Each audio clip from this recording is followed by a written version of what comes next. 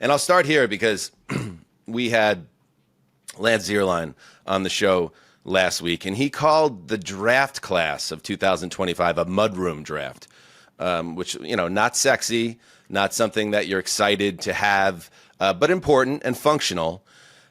I get the feeling, Steve, that we might have the same thing cooking a little bit with this free agency class. We've had sexier in the past. Is this a mudroom free agency class as well? Yes, and it's probably going to get even worse, right? Like with franchise tags and all the top names, essentially going back, to their current team. I feel like the last couple of years have been like this, right? As teams have gotten a little bit more analytical, I think overall they're making slightly better decisions. It doesn't always show up in the records, right? Somebody has to lose. But I think overall the teams are doing a better job of keeping their own, not letting big names get to free agency.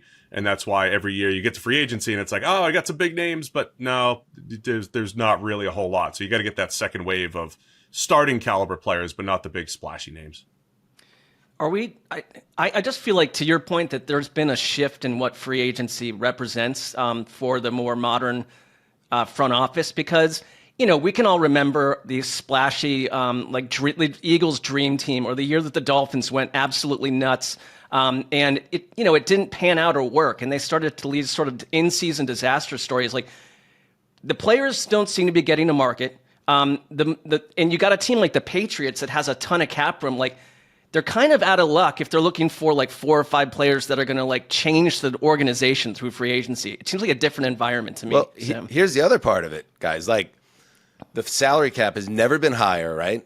All these teams are flush with cash. What do the Patriots have, like 125 million or something like that? So I think what we might end up seeing here, Sam, is on a scale that we've never seen before, because you're having this, these two things happen. The cap's never been higher. And then in this case, you have a free agency class that's a little bit meh, that we're going to see guys that have no business getting the contracts that they're going to get. And I can't wait for it. I can't wait for the carnage. One thing I've been thinking about, and I want to, and we're going to have Jordan and Mike, our regulars, on the show on Thursday. I want to start putting together a free agency Bible. Like, what's the gospel of how to not this part of the season up, right? And how to be smart in your spending, make your team better without crippling your finances and making mistakes that lead you to not go after somebody you want a year from now, that kind of stuff. So it's going to be an interesting, I think, next few weeks from that perspective when you look at those two sides of it, Sam.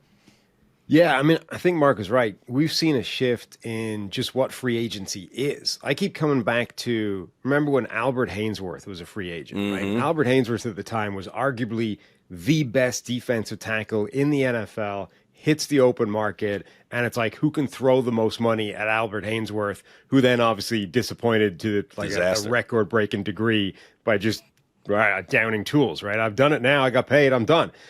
That doesn't really happen anymore. Like, those guys do not hit the marketplace. And if they ever leave the team that they're on, they tend to get traded away. Like, teams are good at getting something out of those guys. So this whole world now, like, free agency used to kind of be the Wild West. Nobody really knew what they were doing. It was all guesswork. Teams would spend, they'd go into cap hell, and then they'd reboot and go all over again. Now, almost everybody has a pretty good idea of what they're doing.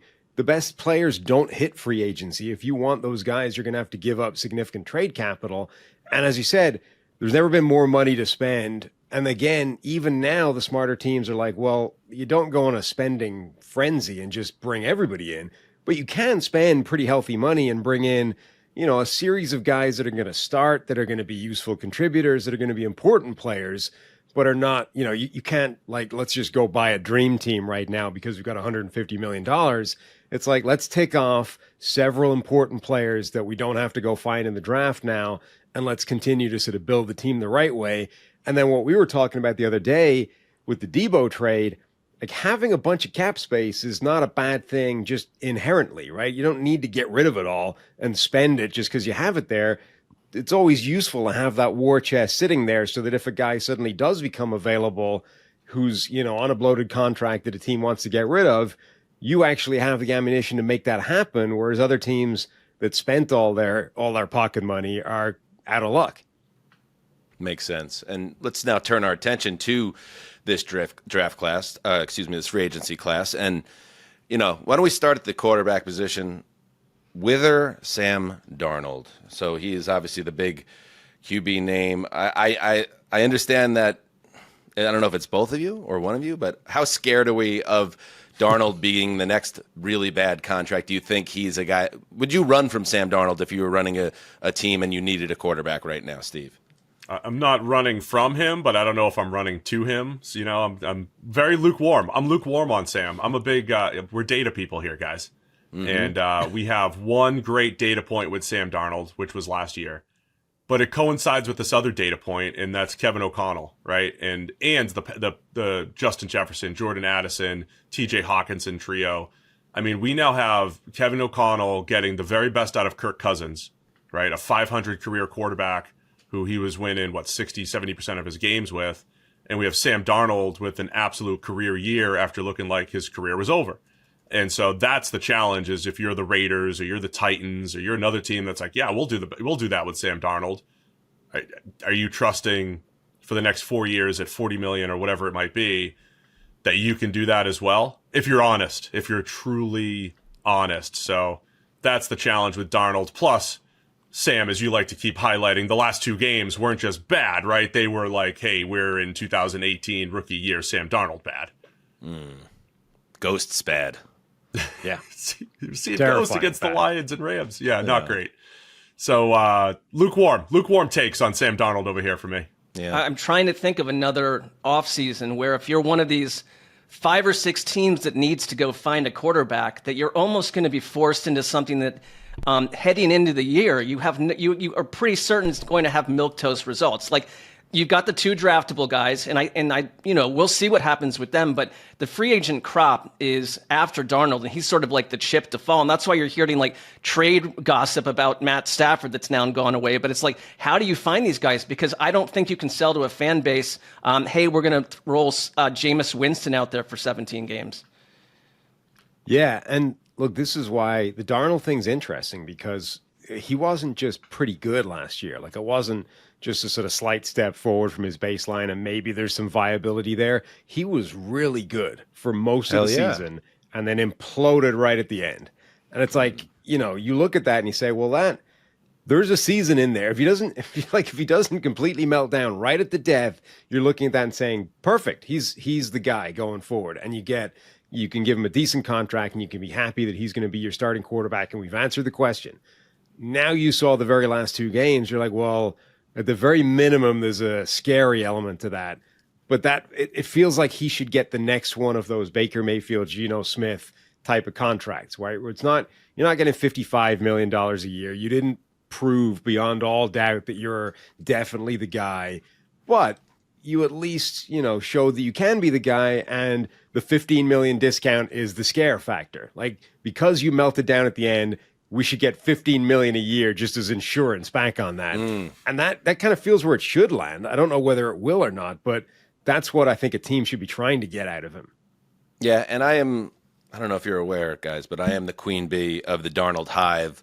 I always believed in him. I was so happy to see him have that moment. It was kind of crushing to see it the way it ended and marred an otherwise brilliant comeback season for him. But yeah, I think even deep within the Darnold hive, there's a general understanding that let's make sure Sam ends up in a place that makes sense for him. Don't send him to Siberia. Don't send him to one of the New York teams. Don't have him sign a big contract with a team that doesn't have the right structure around him, or you might end up looking very foolish if you are a team builder. Now, you mentioned that, Steve, you're data people, and I'm curious if the data backs up. Now, this person is not a free agent, but he could become one, or he could be moved in a trade. Like, this is not just a free agency conversation necessarily. It's new league year and the trades that will come.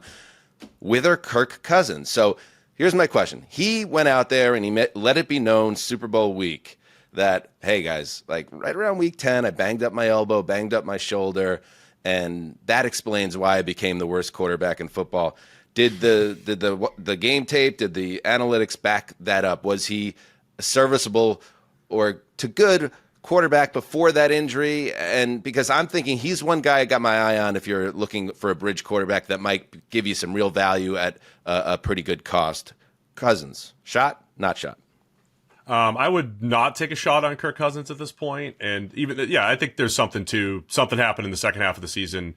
We all watched that Monday Night Football game right before he got benched, where I think The Falcons were afraid to call a pass. I think we were afraid to watch a pass, a drop back at all from Cousins.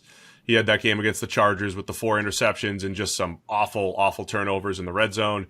So my concern with Cousins is I feel like not only has he been a great businessman, but he's also been great at selecting a team with great pass catchers, with an indoor environment. I'm a big dome guy, right? I'm a big believer if a guy's playing in a dome 8 to 10 times a year, that helps a lot statistically. And Cousins has had the benefit of playing indoors for the last 7 or 8 years in Minnesota and Atlanta. And I think he's kind of made those decisions to make sure that he's in those good places. So if you're Cleveland, like, there's no way I could be the Cleveland Browns and say, yeah, Kirk Cousins is our guy. Bring him in. Pittsburgh, in the AFC North, or the Jets. I just couldn't do that. So could Cousins in the perfect environment with great pass catchers still have success? Yes. I just don't know if that environment, we're talking the Giants, the Jets, the Steelers, the Browns, so many of those teams just don't fit the bill for Kirk Cousins right now.